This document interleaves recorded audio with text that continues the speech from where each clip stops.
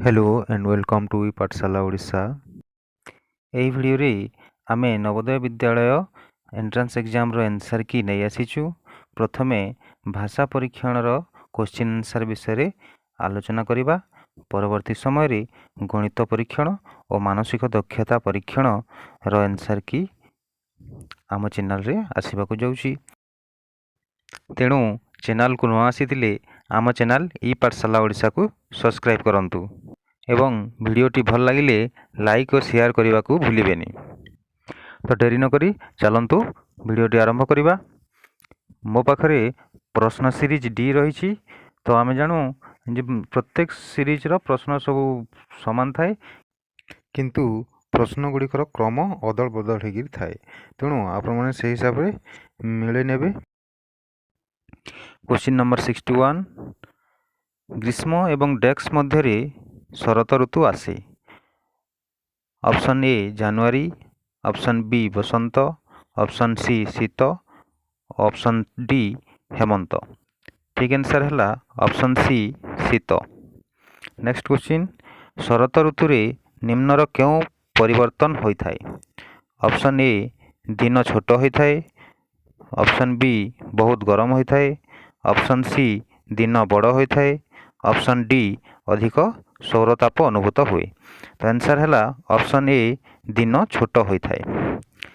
Next question शरत समय पत्र मौली जाए कारण ताहा ऑप्शन ए प्रचुर अम्लजान पाई न थाए, ऑप्शन बी रे अछि प्रचुर सूर्यालोक पाई न थाए, ऑप्शन सी प्रचुर पानी पाई न थाए एवं ऑप्शन डी बहुत बेसी अम्लजान गच्छित करी रखी थाए।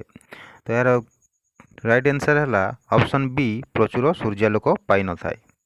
नेक्स्ट क्वेश्चन शरत ऋतु बिताइबा पई प्राणी माने कौन करिबा आरंभ करिथांती। ऑप्शन ए खाद्य गच्छित करिथांती, बी कम खाइथांती, सी लोम झड़ाइथांती, डी रंग बदलाइथांती। सठिक आंसर है ऑप्शन ए खाद्य गच्छित करिथांती। क्वेश्चन नंबर 65 आच्छादित पई अन्य एक शब्द हेउची। ऑप्शन ए घासुआ, बी उल, सी ढांकित, डी वृद्धि प्राप्त। तो ठीक आंसर है ऑप्शन सी ढांकित। क्वेश्चन नंबर 66 आमे केमिति सुस्थ रही परिबा। ऑप्शन ए है केवल बिस्कुट खाइबा द्वारा, ऑप्शन बी केवल व्यायाम करिबा द्वारा, ऑप्शन सी संतुलित खाद्य खाइबा और व्यायाम करिबा द्वारा, ऑप्शन डी अधिक फल खाइबा द्वारा।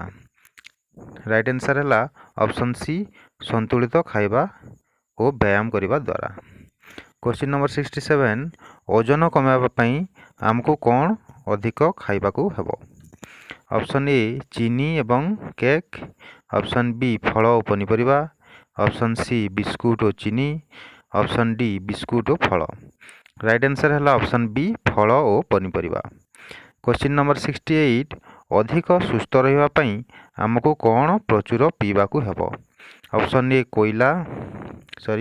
Option A cola, option B फल रस, ऑप्शन सी पानी, ऑप्शन डी पनीपरिबा रस। तो ऑप्शन सी होची सठिक आंसर पानी।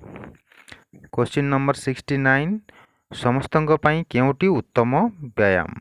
ऑप्शन ए चलिबा और साइकिल चलाइबा, ऑप्शन बी गुड़ी उड़ाइबा, ऑप्शन सी वीडियो गेम खेलिबा, ऑप्शन डी टेलीविजन देखिबा। ठीक आंसर है ऑप्शन ए चलिबा और साइकिल चलाइबा। क्वेश्चन नंबर 70 सक्रिय शब्दर केउटी विपरीतार्थ बोधक शब्द। ऑप्शन ए उदास बा मांदा, ऑप्शन बी निष्क्रिय, ऑप्शन सी इच्छुक, ऑप्शन डी शक्तिमान। तो ठीक आंसर है ऑप्शन बी निष्क्रिय। परवर्ती अनुच्छेद क्वेश्चन नंबर 71 टोणा टोणाटोणी खेल हेउची डेक्स। ऑप्शन ए एक युद्ध, ऑप्शन बी एक रसी, ऑप्शन सी एक खेल, ऑप्शन डी एक लड़ाई। यार ठीक आंसर हो ऑप्शन सी एक खेल। क्वेश्चन नंबर 72 ଟଣାଟଣି ଖେଳରେ ଆମେ କରିଥାଉ ଡେକ୍ସ। ଅପସନ୍ ଏ ମୁଷ୍ଟିଯୁଦ୍ଧ, ଅପସନ୍ ବି ଲୁଚାଲୁଚି, ଅପସନ୍ ସି ଦୌଡ଼ି ଟଣା, ଅପସନ୍ ଡି ବ୍ୟାଟିଂ ଓ ବୋଲିଂ। ଠିକ୍ ଆନ୍ସର୍ ହେଲା ଅପସନ୍ ସି ଦୌଡ଼ି ଟଣା। କ୍ୱେଶ୍ଚିନ୍ ନମ୍ବର 73, ଦୌଡ଼ିର ଶେଷ ଭାଗ ଟିମ୍ର ଡେସ୍କ ସଦସ୍ୟଙ୍କ ହାତରେ ଥାଏ। ଅପସନ୍ ଏ ସବୁଠାରୁ ଡେଙ୍ଗା, ଅପସନ୍ ବି ସବୁଠାରୁ ଗେଡ଼ା, ଅପସନ୍ ସି ସବୁଠାରୁ ବଳୁଆ, ଅପସନ୍ ଡି ସବୁଠାରୁ ଯୁବା। ତ ରାଇଟ୍ ଆନ୍ସର୍ ହେଲା ଅପସନ୍ ସି ସବୁଠାରୁ ବଳୁଆ। କ୍ୱେଶ୍ଚିନ୍ ନମ୍ବର 74, ମଧ୍ୟରେଖାକୁ ଅତିକ୍ରମ କରି ଯେଉଁ ଦଳ ଚାଲିଯାଏ ସେ ହେଉଛି ଡେସ୍କ। ଅପସନ୍ ଏ ବିଜୟୀ, ଅପସନ୍ ବି ପରାଜୟୀ, ଅପସନ୍ ସି ସଫଳ, ଅପସନ୍ ଡି ଆଉ ଥରେ ଖେଳିବା ଦାବିଦାର। ତ ଏହାର ସଠିକ୍ ଆନ୍ସର୍ ହେଲା ଅପସନ୍ ବି ପରାଜୟୀ। କ୍ୱେଶ୍ଚିନ୍ ନମ୍ବର 75, ସଙ୍ଗତ ଶବ୍ଦର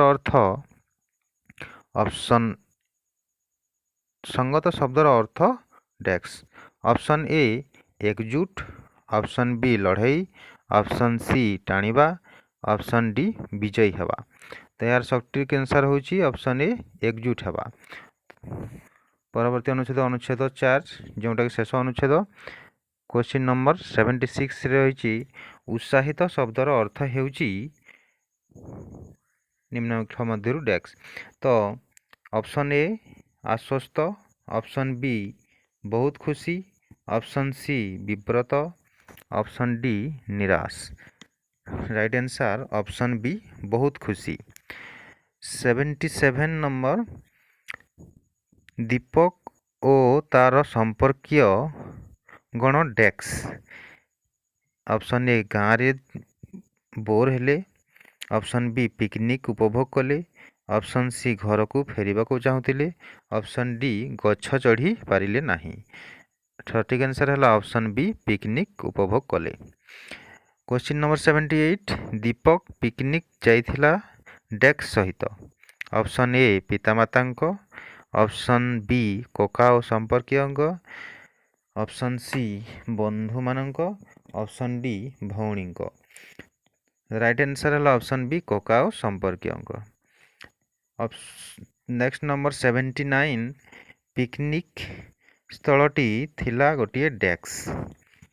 option A park, option B ସମୁଦ୍ରକୂଳ, ଅପସନ୍ ସି ଗ୍ରାମ, option D swimming pool. Right answer ହେଲା ଅପସନ୍ ସି ଗ୍ରାମ। ଲାଷ୍ଟ କ୍ୱେଶ୍ଚିନ୍, କକା ଦୀପକକୁ ବୁଝାଉଥିଲେ କେମିତି ଡେସ୍କ। ଅପସନ୍ ଏ ଆମେ ଖାଉଁ, ଅପସନ୍ ବି ପହଁରୁ, ଅପସନ୍ ସି ଗାଡ଼ି ଚଲାଉଁ, ଅପସନ୍ ଡି ଧାନ ଲଗାଉଁ। ରାଇଟ୍ ଆନ୍ସର୍ ହେଲା ଅପସନ୍ ଡି ଧାନ ଲଗାଉଁ। Thanks for watching the video. Goodbye.